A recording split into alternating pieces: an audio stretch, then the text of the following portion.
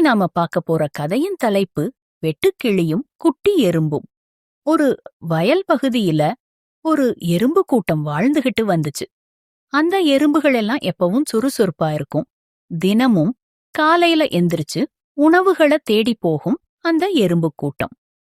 கிடைக்கிற உணவுகளை பாதி சாப்பிட்டுட்டு மீதிய அதுங்க வசிக்கிற எறும்பு புற்று உள்ள கொண்டு போய் சேமிச்சு வைக்குங்க அந்த எறும்புங்க. இத ஒரு நாள் ஒரு வெட்டுக்கிளி பார்த்துச்சு.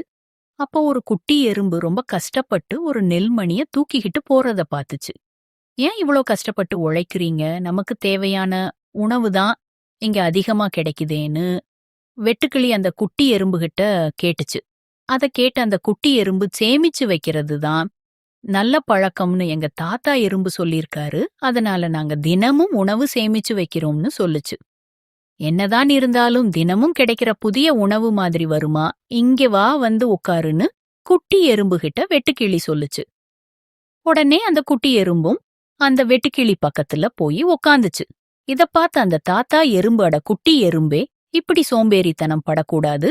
உணவு தேடுறதும் அத சேமிச்சு வைக்கிறதும் தான் நமக்கு நல்லதுன்னு சொல்லுச்சு. அத கேட்ட அந்த குட்டி எறும்பு உடனே எல்லா எறும்புகளோடையும் சேர்ந்து உணவு தூக்கிட்டு போச்சு. ஆனா அந்த வெட்டுக்கிளி உணவு ஏதும் சேமிக்காம தினமும் தனக்கு கிடைக்கிறத சாப்பிட்டுட்டு சந்தோஷமா இருந்துச்சு. சில நாட்களுக்கு பிறகு மழைக்காலமும் அடுத்து குளிர்பனி காலமும் வந்துச்சு. அந்த வயல் பகுதியில இருக்கிற செடியெல்லாம் பனியால மூடிடுச்சு. அப்பத்தான் அந்த வெட்டுக்கிளிக்கு அந்த குட்டி எறும்பு சொன்னது ஞாபகம் வந்துச்சு. அடடா, நாமளும் அந்த எறும்பு மாதிரி உணவு சேமிச்சு வச்சிருந்தா நல்லா இருந்திருக்குமேன்னு கவலைப்பட்டுச்சு. ரொம்ப நாள் உணவு இல்லாம கஷ்டப்பட்ட அந்த வெட்டுக்கிளி ஒரு நாள் பசியால செத்தே போச்சு. இந்த கதையில் நான் எடுத்துக்கிட்ட கருத்து சேமிப்பின் முக்கியத்துவம்.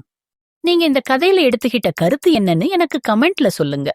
மீண்டும் வேறு ஒரு கதையுடன் நான் உங்களை சந்திக்கிறேன். நன்றி, வணக்கம்.